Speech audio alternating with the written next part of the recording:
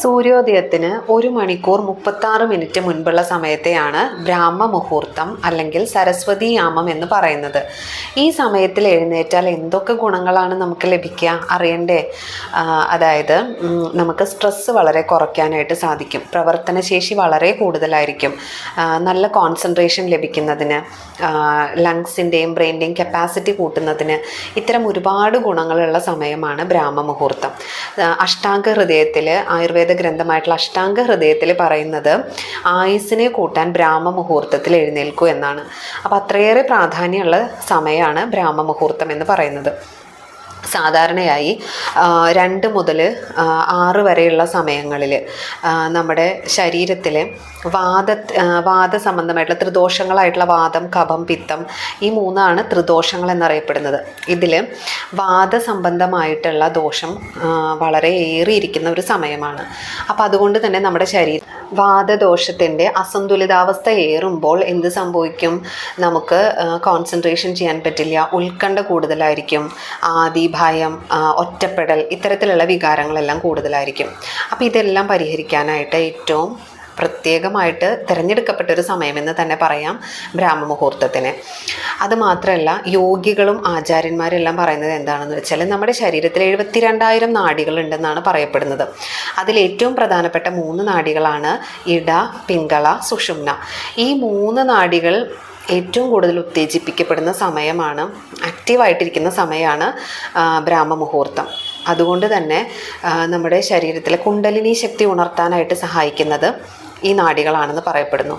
അപ്പോൾ അതുകൊണ്ട് യോഗികളും ആചാര്യന്മാരുമെല്ലാം ഈ സമയങ്ങളിൽ മെഡിറ്റേഷൻ ചെയ്യുന്നതിൻ്റെ ഒരു പ്രധാനപ്പെട്ട കാരണവും, ബ്രാഹ്മ മുഹൂർത്തത്തിൽ മെഡിറ്റേഷൻ ചെയ്യുന്നതിൻ്റെ പ്രധാനപ്പെട്ട കാരണവും ഇത് തന്നെയായിരിക്കും.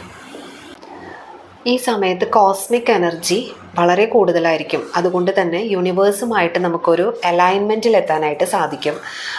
മാനിഫെസ്റ്റേഷൻ പോലെയുള്ള കാര്യങ്ങളൊക്കെ ചെയ്യുന്നവർക്ക് എഫർമേഷൻസ്, വിഷ്വലൈസേഷൻ, ഇതിലൂടെയെല്ലാം ഈസിലി മാനിഫെസ്റ്റ് ആവാനായിട്ട് സാധിക്കും.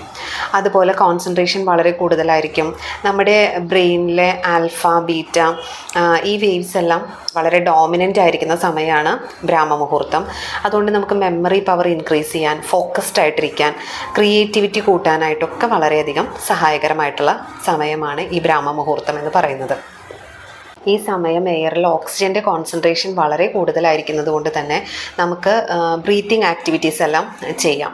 അപ്പോൾ അതുകൊണ്ട് തന്നെ അതിൻ്റെ എല്ലാം നമ്മുടെ ലങ്സിൻ്റെയും ബ്രെയിനിൻ്റെയും എല്ലാം കപ്പാസിറ്റി വളരെയധികം കൂടുതലായിരിക്കും.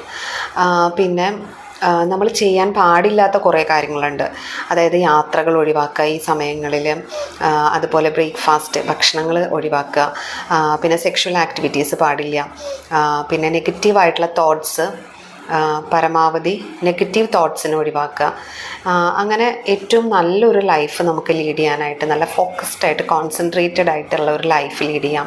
നല്ല ക്രിയേറ്റിവിറ്റി ഉണ്ടാക്കിയെടുക്കാം. നമുക്ക് ഒരു ദിവസം നേരത്തെ എഴുന്നേൽക്കുന്നത് വഴി നമുക്ക് എന്ത് സംഭവിക്കും? ഒരുപാട് സമയം, ധാരാളമായിട്ട് നമുക്ക് സമയം കിട്ടുന്നുണ്ട് അല്ലേ? അപ്പോൾ അതുകൊണ്ട് നമ്മുടെ പ്രവർത്തനങ്ങളെ ഏകോപിപ്പിച്ചുകൊണ്ട് നമുക്ക് ആ സമയങ്ങളെ മാക്സിമം യൂട്ടിലൈസ് ചെയ്യാനായിട്ട് സാധിക്കും. നമുക്കൊരു ടൈം മാനേജ്മെൻറ്റ് ഉണ്ടാക്കാനായിട്ട് സാധിക്കും.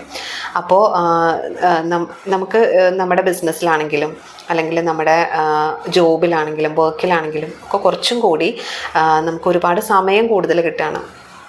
നമുക്കതിൽ ഫോക്കസ്ഡ് ആവാൻ സാധിക്കുകയാണ്. അങ്ങനെ നമുക്ക് നമ്മുടെ ലൈഫിനെ തന്നെ മാറ്റിയെടുക്കാനായിട്ട് സാധിക്കുന്നതാണ്. അപ്പോൾ വിദ്യാർത്ഥികളാണെങ്കിലും ആരാണെങ്കിലും ബ്രാഹ്മ മുഹൂർത്തത്തിൽ എഴുന്നേൽക്കുക, ഏറ്റവും കൂടുതൽ നമ്മൾ ആ സമയത്ത് യൂട്ടിലൈസ് ചെയ്യാനായിട്ട് ശ്രമിക്കുക. നമ്മുടെ ആചാര്യന്മാരെല്ലാം പറഞ്ഞിരിക്കുന്നതും അത് തന്നെയാണ്. 60% ആളുകൾക്ക് ഇതിനെക്കുറിച്ച് അറിവില്ല. ഈ സമയങ്ങളിൽ എഴുന്നേൽക്കുമ്പോഴുണ്ടാകുന്ന ഗുണങ്ങളെക്കുറിച്ച് പലർക്കും അറിവില്ലാത്തവരുണ്ട്.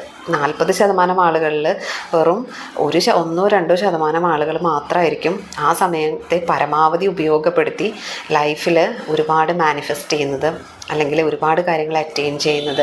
പലരും മടി മൂലം അത് മാറ്റി വയ്ക്കുകയാണ്. ഈ സമയങ്ങളിൽ ഉറക്കം നിഷിദ്ധമാണ്. കാരണം ഈ സമയത്ത് പ്രകൃതിയിലെ സർവ്വചരാചരങ്ങളും ഉണർന്നിരിക്കുന്ന സമയമാണ്. ഈ സമയത്തെ നമ്മൾ യൂട്ടിലൈസ് ചെയ്യുകയാണെങ്കിൽ നമ്മുടെ ലൈഫിൽ ഒരുപാട് മാറ്റങ്ങൾ വരുത്താനായിട്ട് സാധിക്കും. മെഡിറ്റേഷൻ പോലെയുള്ള ആക്ടിവിറ്റീസ് ചെയ്യുന്നത് വഴി നമുക്ക് നമ്മുടെ ശരീരത്തിനെയും മനസ്സിനെയും ഒക്കെ ഏകോപിപ്പിച്ച് നമ്മുടെ ആ ഒരു യൂണിവേഴ്സൽ അലൈൻമെൻറ്റിൽ എത്തിക്കാനായിട്ട് സാധിക്കും. അതിനെല്ലാവർക്കും സാധിക്കട്ടെ. എല്ലാവർക്കും മടി കൂടാതെ ആ സമയത്ത് എഴുന്നേറ്റ് നമ്മുടെ സമയത്തെയും നമ്മുടെ ശരീരത്തെയും മനസ്സിനെയും ഈ പ്രപഞ്ചശക്തിയുമായിട്ട് ലയിപ്പിച്ചുകൊണ്ട് മാക്സിമം ഈ സമയം യൂട്ടിലൈസ് ചെയ്യാനായിട്ട് എല്ലാവർക്കും സാധിക്കട്ടെ എന്ന് ആശംസിക്കുന്നു. നന്ദി.